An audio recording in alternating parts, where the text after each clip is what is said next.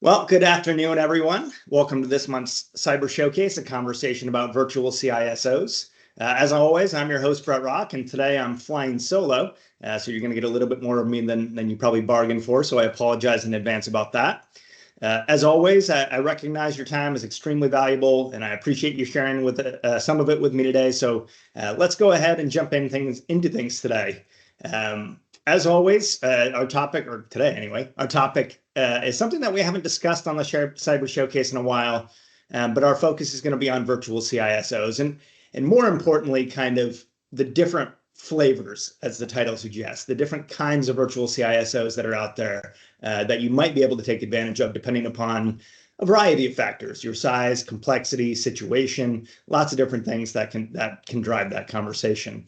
Our goal for today is pretty simple. We're going to discuss the benefits of the virtual CISO, what they can provide, what you might want to consider when making a decision. And then toward the end, we're going to discuss how SBS customizes our engagements and really try to walk through kind of a choose your own adventure sort of thing to determine which, if any, type of virtual CISO might be a good fit for your organization. So with that said, the agenda, pretty simple. We're going to start with the introductions. We're going to talk a little bit about some of the things we have coming down the pipe here at SBS. We'll talk about what a virtual CISO is, what's driving the interest, how it can help, what you should consider, how you can find the right fit. We're going to do kind of like I mentioned, a choose your own vCISO sort of thing, have some takeaways, and then we'll save some time at the end, I think, for some Q&A. Just on housekeeping, if you do have any questions, please feel free to go ahead and use the chat. I won't be able to see them during the webinar, but I will check them at the end. I'll answer as many as I can as time permits. And then if for some reason I don't get to you, I promise I will follow up directly. Also, good Lord willing, I will remember to put up a series of 3 polls, not a ton, at the end of this webinar. If you don't mind taking just a couple of minutes, it shouldn't be too hard. Answer some of those for us. We really appreciate it. And it'll help make sure that we get you everything you do need. So with that said, let's kind of move forward. For those of you who are not familiar with SBS, just a quick idea of who we are. If you are familiar with us, we really appreciate the partnership, and hopefully this is just a good refresher for you. We have been in the industry for 20 years, celebrated the big 2-0 earlier this year. And what I really think is important about that is this is who we are and what we do. We're not a managed service provider that decided we could do IT audits. We're not an accounting firm that said we can do network security testing. Not to knock either of those, but we believe independence is critically important. So we kind of stay in our lane. We offer consulting, auditing, education, products and services. Those are kind of in our wheelhouse, and that's what we work on. We do have approximately 90 employees in 25 states. We're endorsed across the country by a number of associations for all that we do. One big thing, we were one of the first companies to really ever roll out a virtual CISO. I'll talk a little bit more about that later on, the history of it. But currently, we have over 150 vCISO clients nationwide. We offer tons of educational opportunities through our SBS Institute, our Hacker Hour webinar series. And the one thing that I just want to point out that I think is really critical is we are currently ranked #1 for cybersecurity consulting, according to G2. That's a review website. So if you ever want to take a look at some of our clients and what they have to say about us, we are extremely highly ranked on that service, and I would encourage you to take a look there. So just quickly, what's happening at SBS, or in this case, what just happened at SBS? I imagine everybody on the call here is familiar with the cyber assessment tool, the FFIEC's CAT. They announced last week, I believe, that it will be sunsetted on August 31st of next year. So they're giving you a little under a year to figure out what you want to do from a cybersecurity maturity assessment perspective. One of our experts, Laura Zanucci, discussed the end of the CAT on a webinar yesterday that I believe we have the recording available for if you're interested in that. She talked about the reasons and implications of the CAT sunsetting, compared and contrasted some of the alternative frameworks that are available, identified some considerations and best practices that you should keep in mind, and those sorts of things. So if you're interested in that, I believe we will be able to provide a recording if you were unable to make that. And then we do have later this month coming a hacker's guide to password cracking with Hunter Cockrell. In that webinar, he's going to talk about the art of password compromise and cracking, including how to create strong passwords, how fast they can be cracked, preventing password reuse, all kinds of great things. I would encourage you to take a look into that one as well. I think it's going to be an excellent webinar. So again, lots of great things coming from our SBS Institute, and I encourage you to keep an eye on that. We also have an events page on our website at www.sbscyber.com. So if you're ever wondering what we've got going on, certainly would encourage you to take a look at that as well. All right, so jumping into kind of the thick of the real conversation today, what is a virtual CISO? So I'm sure most of the folks on this call have heard that phrase, that term before, and the concept of a vCISO has been around for a while, right? I mentioned this just a little bit ago. We started offering them in the early 2000s. At the time, we were calling them maintenance accounts. We transitioned from that title to cybersecurity partnerships. And in the last handful of years, we've turned to calling them virtual CISOs just because that's the term that's most well understood in the industry. Now, most people, when we're answering this question, probably still associate a vCISO with someone who works remotely, makes all the decisions, does all the work of a typical chief information security officer. And that can undoubtedly be the case. I don't want to make it sound like that's not what a virtual CISO is. That certainly could be. But it's just not always the case. And the key here is that's kind of a trick question. What is a virtual CISO? Because in reality, it's not any one thing. And there is a fit for everyone. We're going to go through, as I mentioned, just kind of some questions that you can ask yourself later on that might kind of point you in the direction of one type of a vCISO offering or another. But I think you'll find that regardless of your situation, given how critical information and cybersecurity is these days, there's a fit for everyone, regardless of, again, situation, size, or complexity. Now, I'm sure we have some folks on the call that are currently handling information security, maybe IT folks, maybe even ISOs on the call. And I want to make it clear, this isn't about replacing anyone either.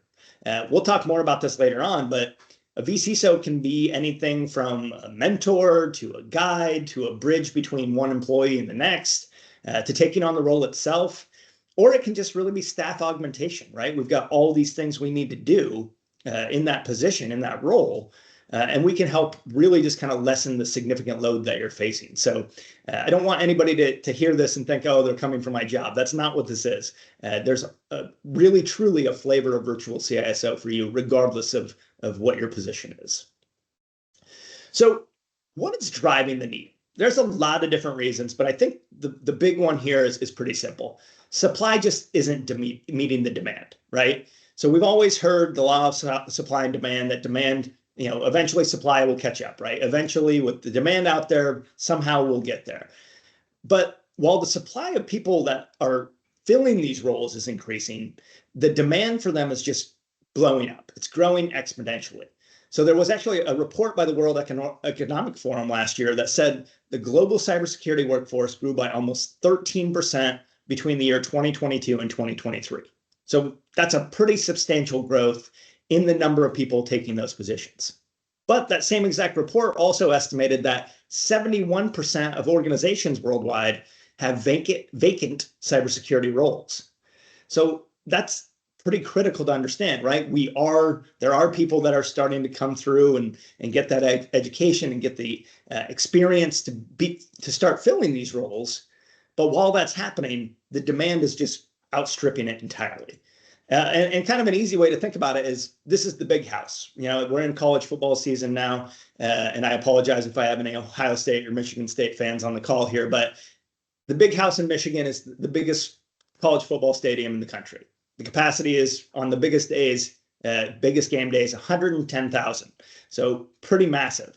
But if we're thinking about it, if you were to think about all the open cybersecurity positions in the United States alone, there would be enough to fill 7 big houses. There's about 750,000 open cybersecurity positions in the United States alone at this point.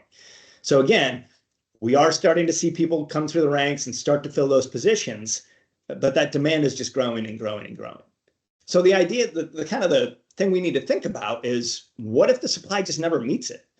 The United States Bureau of Labor Statistics forecasts that is forecasting a 32% increase in cybersecurity jobs from 2022 to 2032. So in that 10-year span, they're saying that the number of openings is going to increase by 32%, a third.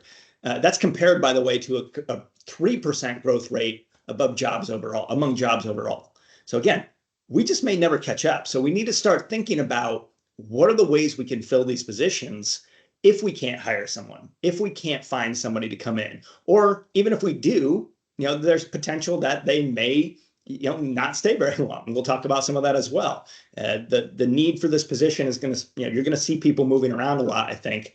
So we need to start thinking about how we can handle this. And a virtual CISO is a possibility there. So in addition to supply and demand, what are some of the other driving factors that you're probably thinking about? Expense is a big one, right? The average salary of even kind of a green and inexperienced virtual CISO, I'm sorry, that says vCISO, it should say ISO, it is around $100,000 a year.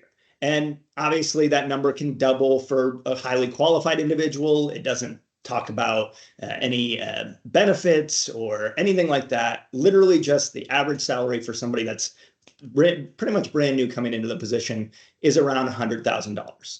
So expense is a big factor here. Hiring concerns. This kind of falls in hand with what we just talked about. But even when we're getting to the point where we're, let's talk about well qualified. The statistics say that just over half of applicants for these open positions are what are considered to be well qualified. Now, that's a bit of a nebulous term, obviously, or phrase, but generally that means they have the qualifications necessary, they have the experience necessary to fill this role. So again, it's pretty difficult to even find somebody who you can have come in to apply for the position, let alone hire them. Turnover is a big one. Studies show that the average ISO stays in their position for about 18 to 24 months. That's been a pretty static number over the last handful of years. So even if you have somebody in this role, it's possible that they're not going to stay there for too long, unfortunately. And then where are we? We're starting from scratch in a lot of ways. Burnout is a big one. 91% of cybersecurity professionals say that they're under moderate or high levels of stress.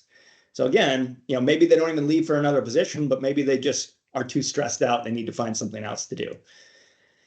Separation of duties is another big one. The scrutiny from examiners surrounding information technology and information security is only going to increase. I think we're seeing that. Anytime I talk to somebody who's interested in a virtual CISO, one of the big things they bring up is, I'm handling the information technology. I also do the information security stuff. That happens pretty much all the time, or not all the time, but quite frequently, I should say. And you're getting pushback from somebody, an examiner, an auditor, saying, hey, you need to find a better way of doing this. You have to find some sort of separation of duties here. And then finally, this isn't even a bad one, but organizational growth, right? If we're going to grow and we're going to continue to add technology and services and solutions and bring in vendors and all those sorts of things, that just creates additional risk and scrutiny as well. So all these different factors, in addition to the fact that we just don't necessarily have the supply to beat the demand, there's lots of different reasons why people are looking at something like a virtual CISO. So with having all these concerns in mind, let's think about how vCISO can help.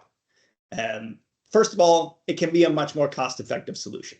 You can see anywhere from half to a third of the cost of bringing somebody on board and paying the salary and benefits and all those sorts of things. So if you can't find somebody to fill that role, this could be a very cost-effective solution to a problem that does exist, obviously. It can be tailored to fit the needs of your organization. So again, this kind of goes back to what a virtual CISO is. It's easy to think of it as one specific thing. This is what they're going to do. And that's not the case. We can really come in, and you'll see this as we start talking about how we as a company have structured how we sell the virtual CISO and how we offer it. You'll see that it can be very tailored to fit exactly what it is you're looking for. It alleviates the pressure of having to find, interview, and hire a well-qualified ISO.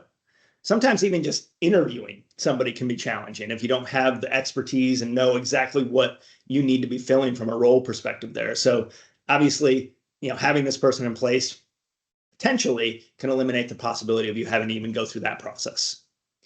They won't leave for a new job. Turnover obviously is a big thing.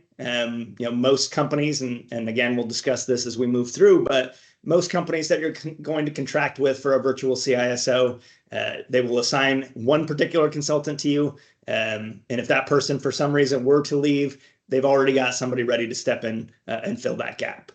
So you don't have to worry about turnover. You don't have to worry about what are we going to do if somebody leaves for another job or wins the lottery or gets hit by a bus or whatever the case may be. They won't retire. One of the things that I didn't really cover on the previous slide with concerns is that the people that are in these positions, I think it's the numbers around 50% or just under, are about 45 years or older. So we are starting to think about, even if they don't leave for another job, what if they retire? What if they leave and we don't have that expertise in place? It ensures compliance. It can provide separation of duties. So that's another big one as well, right? If we have somebody that's doing the work of both the IT and the information security officer roles, we want to be able to demonstrate that there is that separation of duties, that we are meeting that need from a compliance perspective, and the vCISO can help with that as well. So as we start to go through and think about what is the right fit, and how can we go about finding the right person, the right company, the right solution to our needs, there's really about 5 questions that I would encourage you to think about. And again, these will be structured in just a little bit, and I'll be happy to send the slide deck afterward to anybody that wants it. But it will lay out how you answer these questions and how that might impact what type of virtual CISO might be a good fit for you. The first one is a pretty easy one. Do we have an ISO? Or do we have somebody that's handling information security at all? If you do, that's obviously going to impact what you might be looking for in a solution here. So that's the big one. Do we have an ISO? How experienced is the ISO? Is this somebody that's relatively new in the game? Is it somebody who could use some mentorship, some guidance? Is it somebody who is an expert that we don't have to worry about? That's kind of what we're looking for there. Does that person have the bandwidth to fully handle all the tasks that make up the information security program? Now, there's no shortage of different things that you have to do in your information security program. This is obviously a full-time job that is more often than not done by somebody who is doing multiple other things. So we need to identify, okay, we have somebody that's doing the work, but do they have the time to do everything that we need to do to ensure that we are safe and secure and compliant? So do they have that bandwidth? Do they have somebody available to bounce questions off of? If it's just that person in your organization and they have a question or a concern, or there's an examination and they have something they want to discuss, do they have a subject matter expert that they can turn to? Is there somebody that they can reach out to say, hey, I'm thinking about this, or do you have any guidance here? So again, you might have somebody that's handling it. They've got the bandwidth to do it all, but they don't have somebody to reach out to make sure that they're headed in the right direction. And then a big one. Do we have a contingency plan in place if that person leaves? So if, again, they were to win the lottery, they were to find another job, they were to get hit by a bus, what do we do? Could we pick up where they left off? Do we have somebody that can step into that gap? So those are the 5 questions that we're going to discuss as we're going through, and we're talking about some of the different things, some of the different ways that SBS offers a virtual CISO service. So this is our newest offering. This is a brand new version of the virtual CISO that we're offering. It's called the vCISO Advisor. So let's just kind of go through each of these pieces. So on the screen, we've got the questions. You have an ISO. So if you answer the question, we've got an ISO.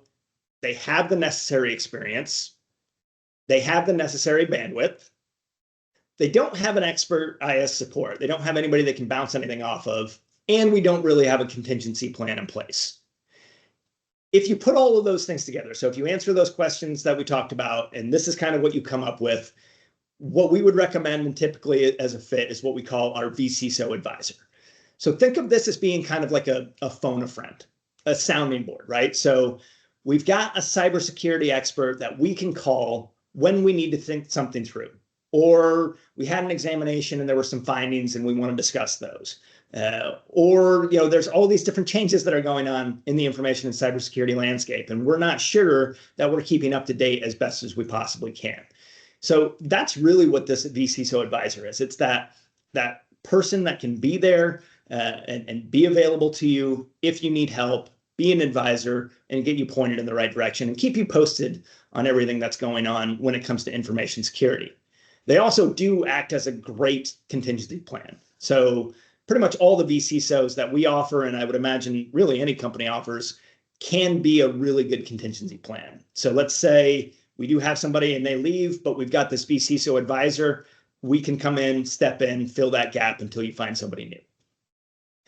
The vCISO advisor, when it comes to SBS, is best for an institution with somebody in the ISO role who wants the confidence of knowing that they have an information security expert to turn to for direction and or support. So again, we have somebody, they know what they're doing, they've got the experience, they've got the bandwidth, they can do everything they need to do, but they just need somebody to be there to help them along and to know that we've got somebody there if something were to happen. In this case, we offer advice and act as a sounding board. And the key thing here is that the institution and organization would remain responsible for completion of all information security tasks. So this is the vCISO advisor is not something where we're going to come in and do any of the work for you, but we will offer advice. We will act as a sounding board. We will have regular phone calls to make sure you're headed in the right direction. So this is a great fit, a low-cost option. If you're ever interested in that, we can talk about numbers, but it is a low-cost option to make sure that you have that expert available to you and to your team if necessary. So let's move a little bit forward. So let's say, talking about that question set again, we've got an ISO, so we have somebody in place. Maybe they don't have the necessary experience. You know, they're relatively new. This is their first job in information security. Maybe they were on the IT side and they shifted over. So they don't necessarily have the experience, but they do have the bandwidth. They do have what they need to complete the job. They can do the work. They don't have expert IS support potentially, and you still might not have a contingency plan. In that case, we have what we call our vCISO guide. Now, in this instance, the guide is kind of like a personal trainer of sorts. So think of it in those terms. We're not going to, we're going to teach you, we're going to act as a guide, as a mentor, we're going to give you the tools, we're going to point you in the right direction, but we're not going to do any of the work for you.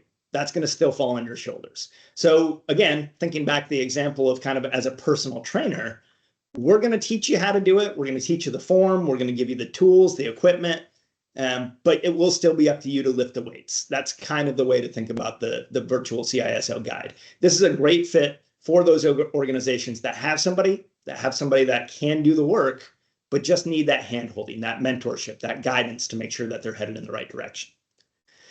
The vCISO guide is best for an institution we found with somebody in the role, again, but is looking for help in navigating the complexities of the information security program. So again, we've got somebody, they just need additional help. Whereas the vCISO advisor is more of a kind of a, we're going to be there if you need us. We're going to have a monthly phone call. We're going to make sure that you're headed in the right direction and that you're kept up to date.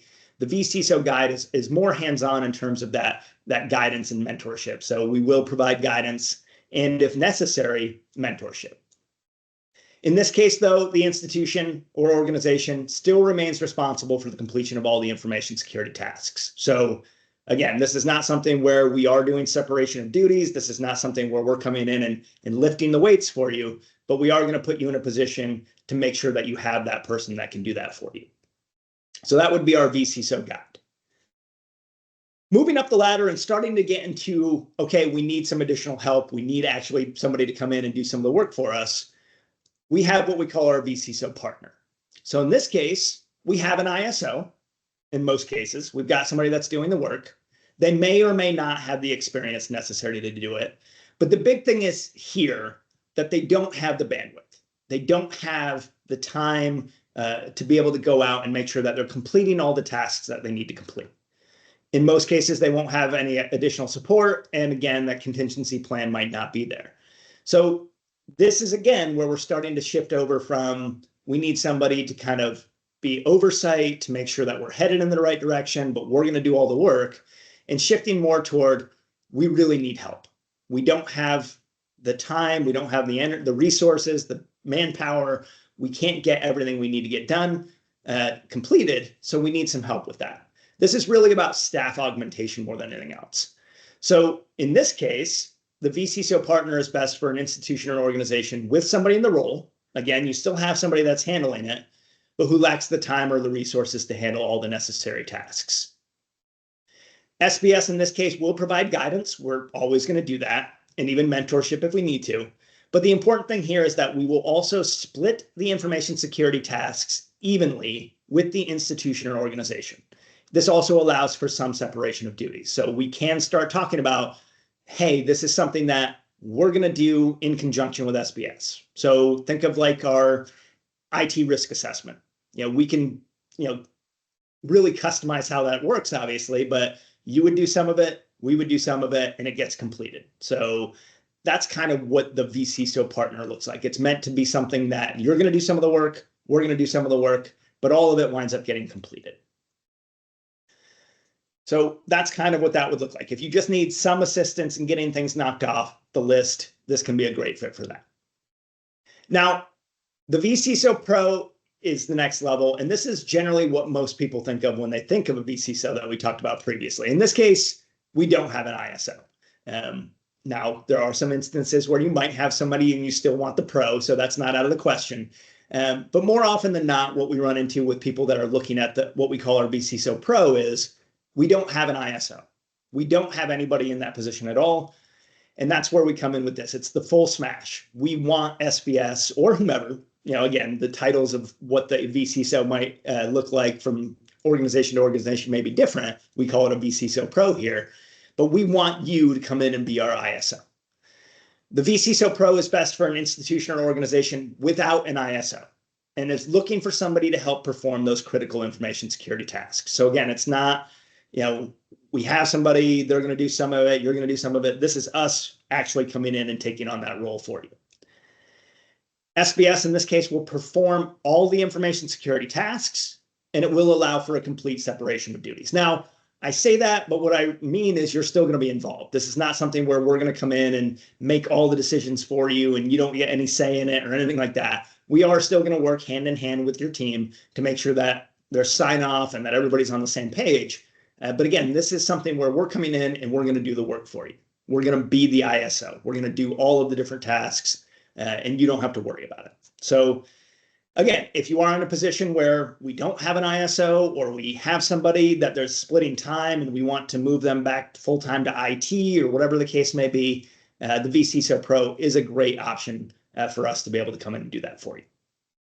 So we'll talk a little bit more specifically about those different pieces and how SBS scopes the engagements and things like that in a little bit. But hopefully what you saw as we went through that exercise is really what we've been talking about from the start, which is there is a vCISO out there for everybody. As we continue to, as the industry continues to evolve, as the threats continue to grow and mount, and as we find it harder and harder to bring people on board with security expertise, cybersecurity expertise, there really is a fit regardless of where we are, what our situation is, our size, our complexity. Doesn't really matter. There is a fit there somewhere. So what else should we consider? Let's say you are interested in a vCISO and maybe you have an idea of what you're looking for there. We'll talk more about that as well in just a bit. But you're looking for a company to work with. Again, we'd obviously love to talk to you about it, but regardless of the situation, some things that you're going to want to think about when you're making this decision. Methodology is a big one. Does the provider align with your goals and objectives? How do they perform this work? We don't want something that isn't going to align, isn't going to fit in with how we operate, right? We need to make sure that however they're going to accomplish this, the work that they're going to do, how they're going to do it, how they're going to approach it, is going to align with what we're trying to accomplish, both in the short and the long term. So the methodology is a big thing. You want to make sure that you understand how they operate and what their methodology looks like. Scope is another big one. Is the scope of the engagement transparent, mutually agreed upon, and easily understood? So let's just take those kind of one at a time. If you're talking to somebody about a virtual CISO service, this should be something that when they talk to you about what they're going to do, it's transparent. It's not that we're hiding stuff or you get into it and suddenly they're not living up to what they meant or said they would do. It is something that we laid out ahead of time in writing. This is what we're going to do. This is how much work we're going to provide. These are the different areas we're going to work on. It's transparent. It's something that we both agree to. We both have looked at it. We've talked about it. We've had a conversation and we agree this is what we need and it fits our institution, our organization. and easily understood, right? You don't want to get something that you can't read, that you can't understand, that some day down the road, they can come back and say, okay, we didn't agree to do that because of X, Y, or Z. So when you're scoping this out, when you're having conversations or phone calls or whatever the case may be, just make sure that that scope is in writing, it's transparent, we all agree on it, and it's easily understood. You want to make sure that they're experts, right? Is the provider qualified? Does their not, and maybe more importantly, does their knowledge align with your industry and the threats that you may face? So again, taking those one at a time, there are no shortage of organizations and companies that are offering vCISOs. Again, we all see the reality, the supply versus demand thing here. So making sure that whomever we work with has the expertise that we need, that they're qualified, is critically important. But it's also just as important to understand that our industry might be different than it's likely very different than other industries that are out there. The regulations might be different.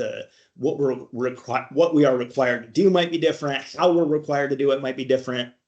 Compliance can be very different from industry to industry. You want to make sure that you're working with somebody who you're not trying to fit a square peg in a round hole. They're well qualified, and they align with your industry and the threats that you're facing.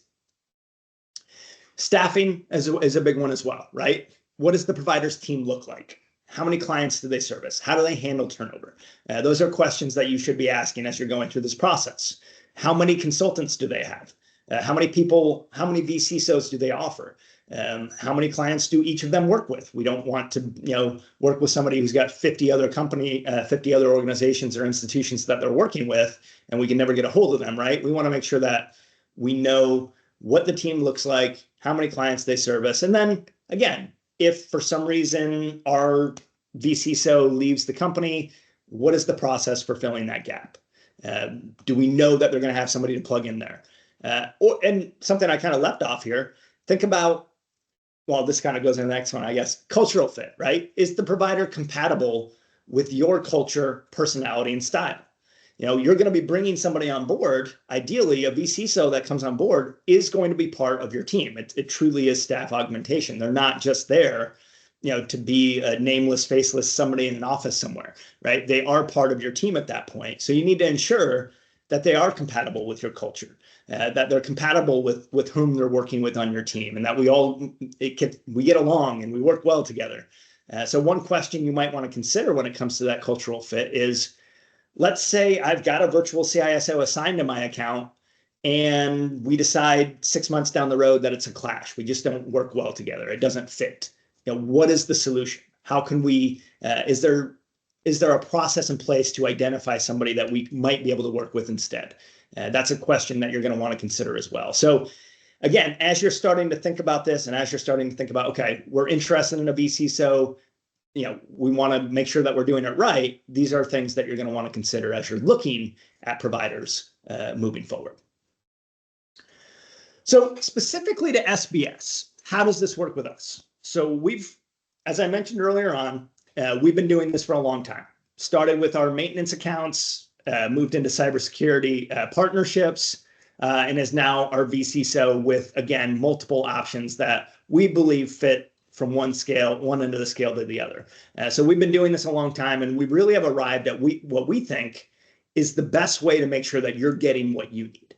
So certainly not just one type of virtual CISO, here you go, this is what you're getting, but rather looking at your needs, understanding what your organization looks like, understanding what you're trying to accomplish, your goals, your objectives, what you would expect out of a virtual CISO.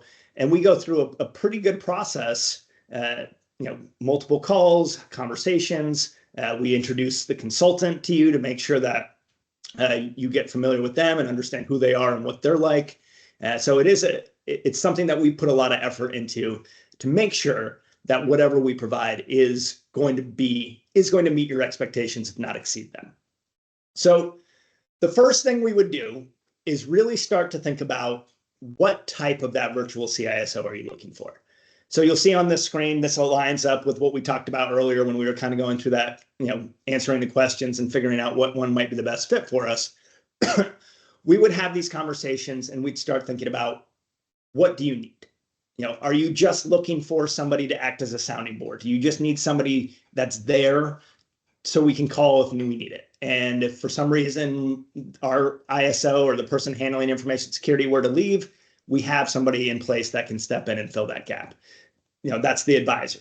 The guide is more for mentorship and helping you understand what you need to be doing and where you need to go and building out your program and those sorts of things.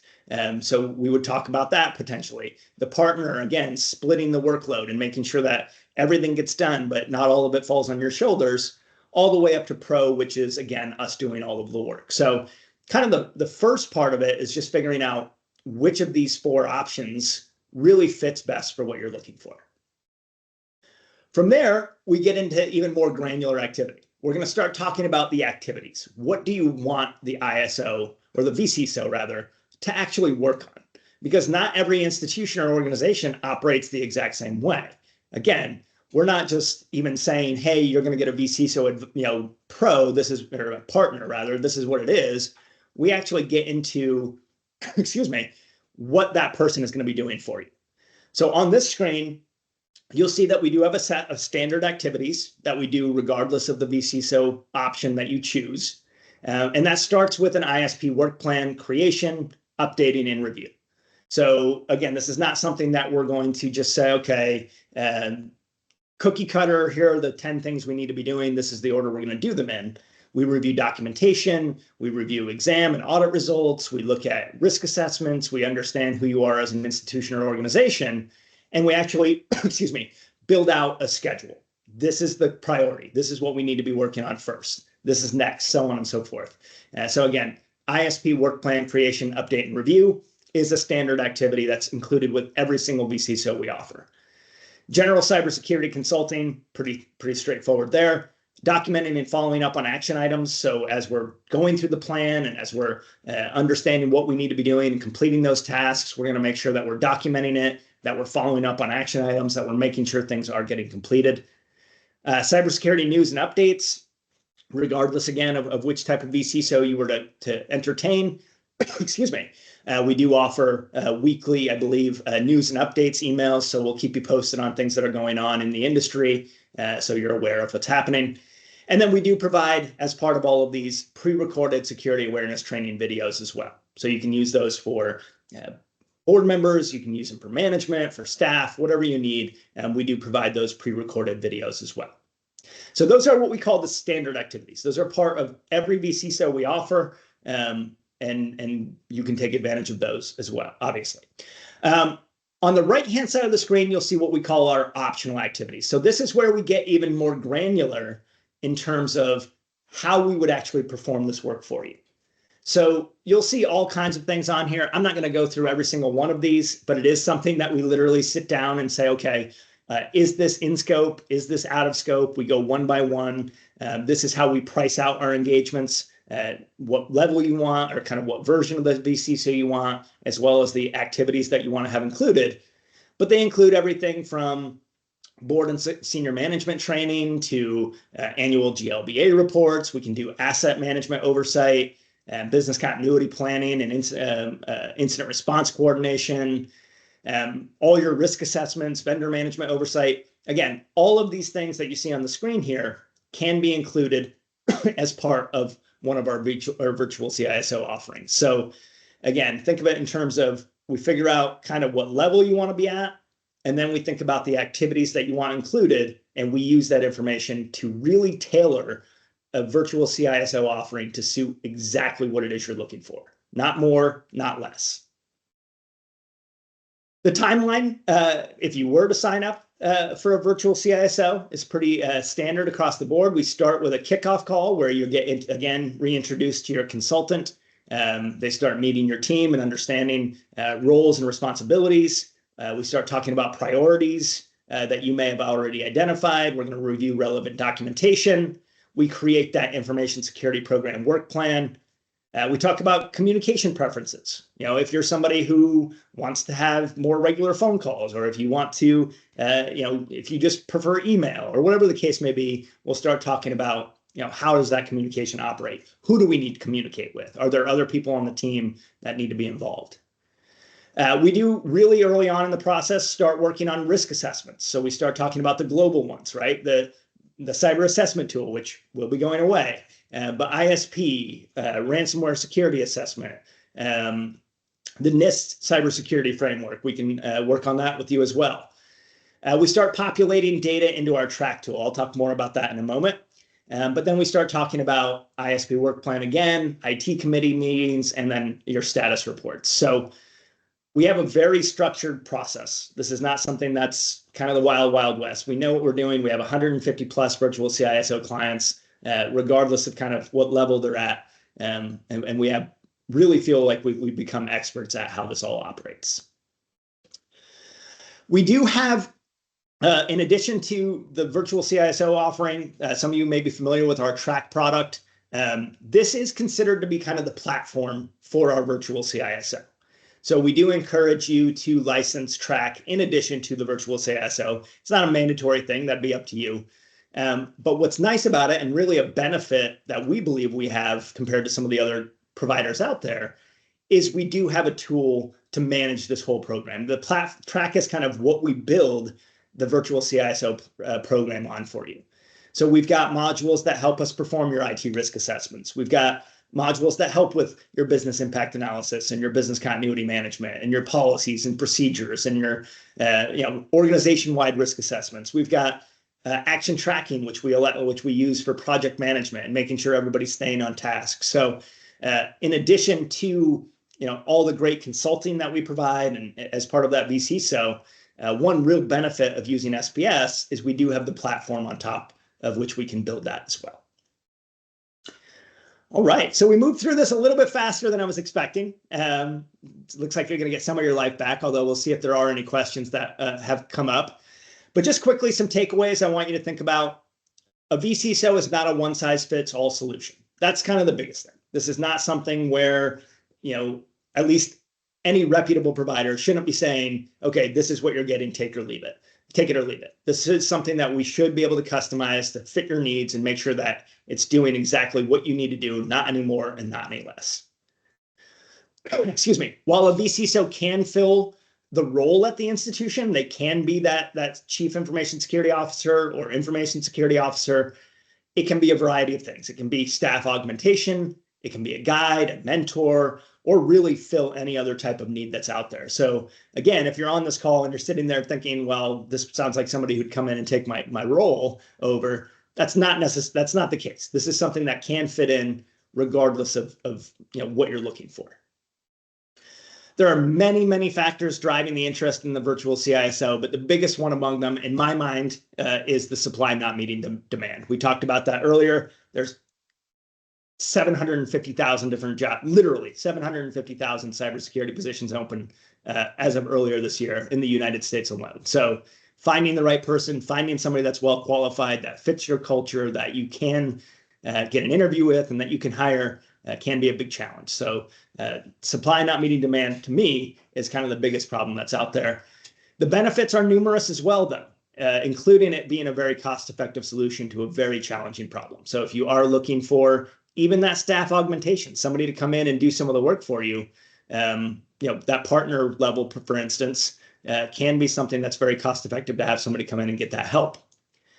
And then finding the right fit in terms of scope and in the company you are working with is critical. So again, this is not all that different from interviewing somebody that is going to be joining your team, that you are going to be onboarding as an actual employee. You should really approach it in the same way. Are they a good fit? Excuse me. Do they have the expertise? Do they know what our expectations are? All those sorts of things. And then finally, on the takeaways, SPS can help. Again, we've got a process in place. If you're ever interested in learning more about it or getting involved in it, getting some more information, we would certainly be happy to help as well.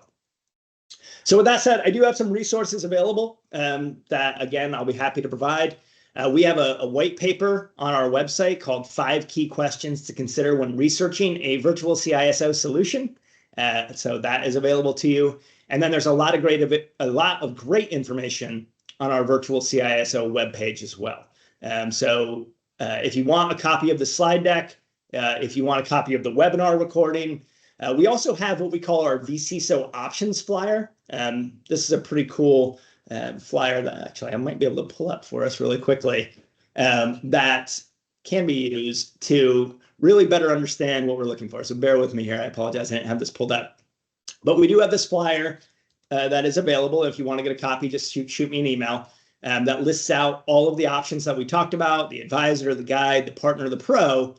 But then on the back, it does have all of the different optional activities. And we've added checkboxes here. So you can actually come in here, fill this out, and really understand, okay, what is it we're looking for?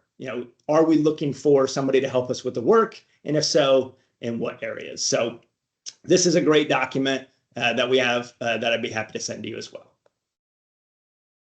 So with that said, I'm going to shift this over here. I have my contact information up here. If you do have any questions, you want to get a copy of the recording, you want to get more information about the virtual CISO, please do let me know. I'll pull this over here. I'm going to see if any questions came up. But other than that, it looks like we did get a couple of questions. So I'll get those answered. I'm also going to put up those polls. So if you don't mind going ahead and taking a look at those, I'm going to share them now. So let me go ahead and share those, launch them, and then I'll see if we have any questions that I can answer. But I'd encourage you again to take a look at those. So let's take a look at the questions here as we're filling those out. Would vCISO cost vary greatly based on if the core is running as in or out of the bank? So that's a really good question. And typically the answer is no. I mean, again, there is something that we would have a conversation during that scoping call to make sure that we're accounting for all of those changes. But it is something that, we work with 150 different clients. Some are in-house, some are outsourced.